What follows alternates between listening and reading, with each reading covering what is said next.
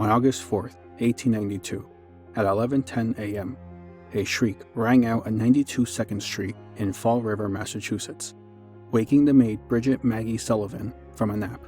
The next thing she heard was the voice of 32-year-old Lizzie Borden yelling from the bottom of the stairs, "Maggie, come quick, father's dead. Somebody came in and killed him." Maggie rushed down the stairs to find her boss and Lizzie's father slumped over the couch, his head bashed in by at least 10 strikes of a hatchet, one of which split an eyeball cleanly in two. Within a few days, Lizzie Borden was under arrest for his murder and the murder of her stepmother, leading to the trial of the century that left the nation with more questions than answers. Welcome to Myths, Mysteries, and Monsters. The world is full of myths, passed down from generation to generation. Mysteries haunt us, monsters hunt us. Today we're taking a close look at the events leading up to the murders of Andrew and Abby Borden, as well as the investigation that landed Lizzie Borden in jail for it. Then we'll take a look at the 3-story Borden home that is today said to be haunted by the spirits of those who died at the hands of a ruthless killer. Part 1. The Murders of Andrew and Abby Borden. On July 19, 1860, Sarah and Andrew Borden welcomed Lizzie Andrew Borden, their third daughter, into their home. After having lost their second daughter to hydrocephalus several years earlier, the two were elated to bring Lizzie into their family. But just 3 years later, Sarah Borden tragically passed away from a spinal disease. Before passing, she made Emma, her first daughter, promise to watch over Lizzie. 3 years after her death, Andrew Borden married Abby Gray at the behest of Lizzie, who was said to believe Abby only married into the family for money. Andrew had become successful over his career, amassing an estate worth over $9 million in today's money. Despite this, Andrew was described as frugal and a penny pincher, leading to many in the neighborhood disliking him and arguments rising between him and his daughters. For the most part, the Bordens stayed out of the limelight and apparently away from each other, as Lizzie and Emma often took vacations to distance themselves from their father and stepmother, though the live-in maid Bridget Maggie Sullivan would later testify she didn't believe there to be any malice between the four. On August 4th, 1892, that belief would be put to the test. The morning of the murders, the family was getting over a case of food poisoning from several days earlier, but at around 6 a.m., Andrew, Abby, and Maggie all had breakfast together with Lizzie still asleep upstairs, and Emma out of town with friends.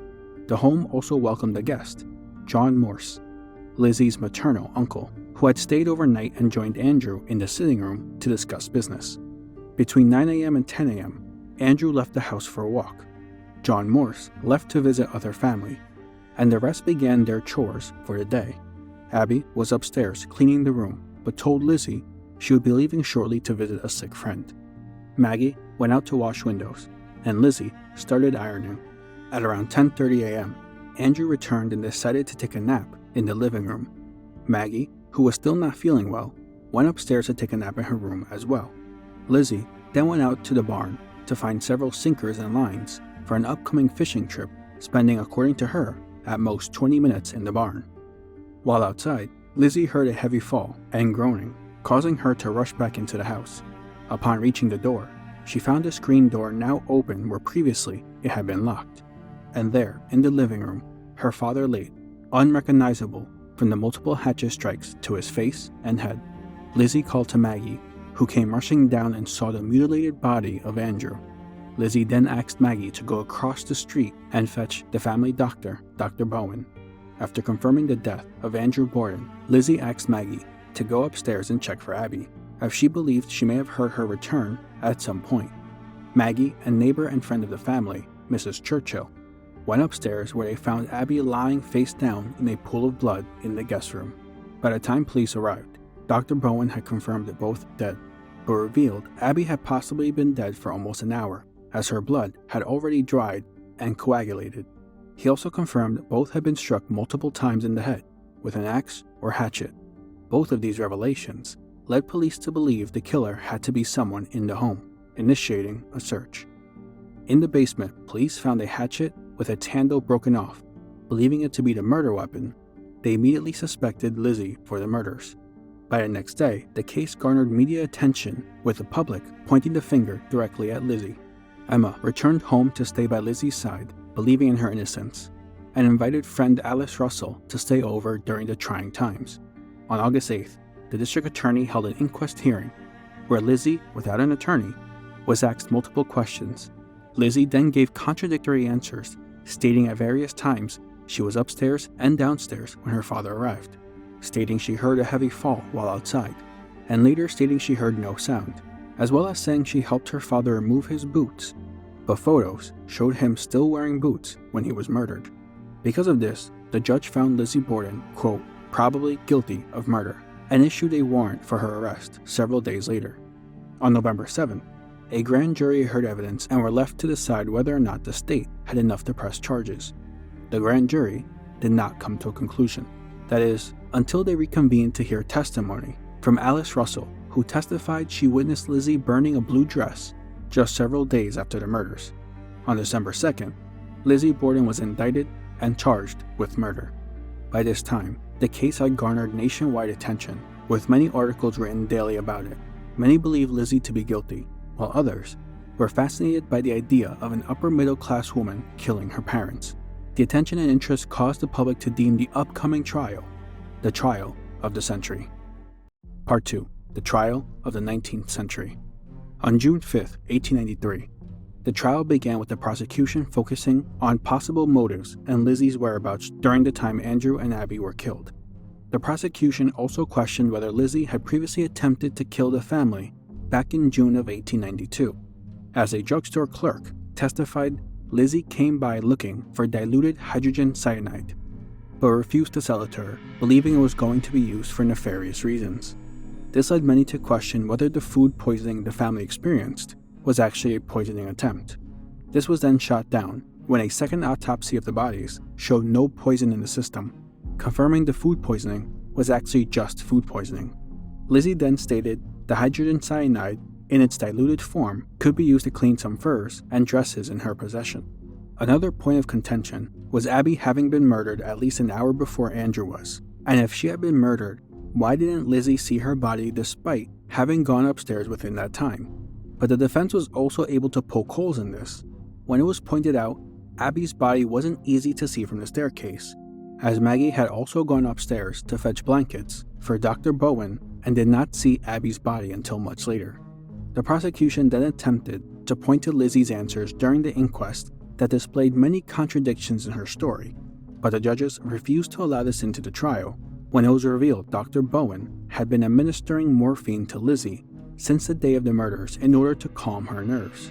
Although morphine was regularly prescribed to people during that time, it was also known to cause confusion, and Dr. Bowen wasn't just giving Lizzie a regular dose, he was giving her double doses daily, including on the day of the inquest, which explains why her story had so many contradictions. The prosecution then called Alice Russell to the stand to testify and tell the jury about the dress burning. The prosecution believed it to be what Lizzie was wearing when she committed the murders, leading her to burn it in order to destroy the evidence of any blood splatter. In response, the defense called Emma to the stand, where she told the jury the dress actually had paint stains on it, and she was the one who told Lizzie to burn it. The burning of the clothes in the home was a common thing they did, and at the time, they thought nothing of it. The prosecution's final piece of evidence was the hatchet found in the basement, believing it to be the murder weapon. They also believed Lizzie had broken off the handle in order to get rid of any bloodstains. More importantly, the police found a hair on the blade and were led to believe it belonged to one of the dead. This was also then shot down when the hatchet was sent to a Harvard lab, where they determined the hair to be from a cow and found no blood on the hatchet. The defense easily poked holes in it being the murder weapon. The only thing the prosecution had was a possible motive, believing Lizzie killed Andrew for his money, but it was pointed out Andrew wasn't a well-liked person, and he was considered a ruthless businessman and had made many enemies. As far as money goes, because he had no will, all the money went to Emma and not Lizzie. The trial lasted 2 weeks, and once both sides rested, the jury took less than 2 hours for deliberation. When they returned, the jury found Lizzie Borden not guilty. Part 3. aftermath, and other suspects. Nothing is more unjust as public opinion. William Hazlitt. Despite being found innocent, and the evidence pointing at someone else as the murderer, most of the public believed Lizzie had gotten away with murder. It didn't matter if they had heard the evidence or not. The spectacle of the case caused many to form opinions without the evidence and led to Lizzie becoming a social pariah. Emma and Lizzie moved to a new larger home in Fall River, but people still came by trying to catch a glimpse of Lizzie. Children believed her to be a boogeyman of sorts, often daring each other on Halloween to ring her doorbell and run. Other children threw gravel and rotten eggs at her home. Meanwhile, some papers ran headlines asking police who the actual murderer was. The police dropped the case. Whoever murdered the Bordens had gotten away with it. This led many to continue speculation that Lizzie was the killer. One paper, in an attempt to increase sales, wrote the now infamous poem, Lizzie Borden took an axe and gave her mother 40 whacks. When she saw what she had done, she gave her father 41. As it became a school-ground nursery rhyme, children would add various verses to it in the following years. Over the next century, people will continue to focus solely on Lizzie Borden being the murderer, often coming up with more and more convoluted scenarios without any actual evidential basis. Some of which include the murders were committed by Lizzie while in a fugue state. Another says her father sexually abused her, leading her to take revenge with murder. Yet another says she was in a relationship with Maggie and was caught by Abby, leading them to kill Andrew and Abby together. But these scenarios often ignore other more credible suspects, one of which being John Morse, Lizzie's uncle, who had come by to stay the night. In 2015, professor and author Richard Little wrote a book titled Cold Case to Case Closed, where he details holes in John Morse's alibi. Morse stated he was with a doctor and a sick relative at the time of the murders, but the doctor would have been Dr. Bowen, who was with Lizzie at the time. Little also believes the murders were done with a meat cleaver, which fits John Morse's profession of a butcher. As for motive, it turns out Morse and Andrew Borden had a business together that was failing, which led to the falling out that morning.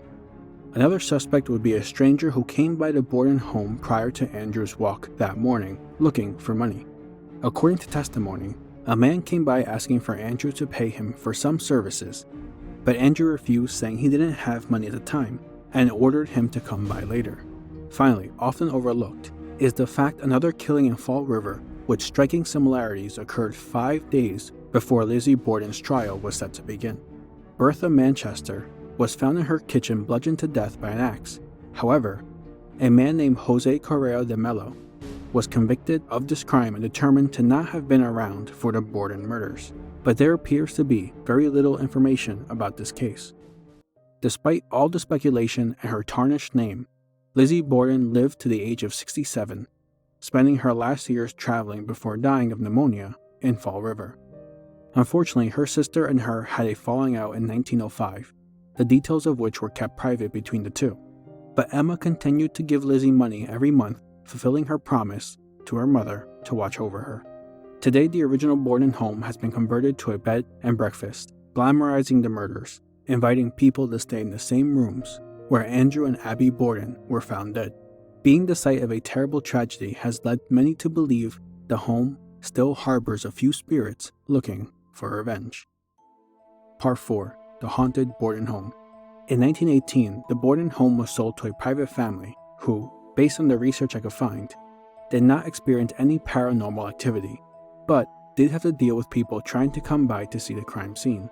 In 1948, the house was purchased by the McGinn family, who after several decades decided to recreate the original Borden home, furniture and all, in order to convert it into a bed and breakfast, hoping people interested in the macabre would want to stay. The renovated bed and breakfast opened in 1996, but according to the owners at the time, the home also invited the spirits of those who tragically died over a century ago. From the moment the renovations were complete, staff and the owner began hearing footsteps and doors closing on floors above them. Lights would go on and off, voices would be heard from empty rooms, and they would see glimpses of someone or something walking through the home. As the months went on, they would clearly see what they described as shadow people moving around the home, believing them to be the spirits of Andrew and Abby Borden. Some guests have even claimed to see the ghostly figure of Lizzie in the basement. According to the owners, Andrew Borden's spirit can sometimes be seen wandering the home as if he was going about his day in a normal fashion. Abby Borden can be found in the guest room where she was killed. A staff member claimed to see indents in the bed as if someone had laid down on it, and then hearing cries of a suffering woman. Others have also claimed to see Maggie doing chores around the home, as well as her cat on the second and third floor. And finally, others have claimed to see 2 random young children wandering around the home playing marbles. Are these stories true? Not exactly.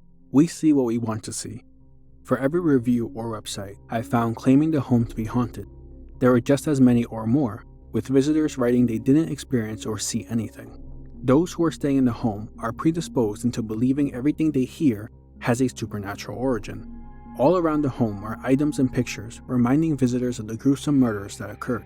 Rooms contain crime scene photos of the dead, placed out in the open for all to see, making people more open to accepting the unexplained sights and sounds are more supernatural instead of looking for the actual cause. Pareidolia, or the tendency we humans have to see things in unrelated objects, easily explains the thinking of seeing figures in the dark, shadows down long hallways, and ghostly spirits wandering the home. The home itself is over 130 years old.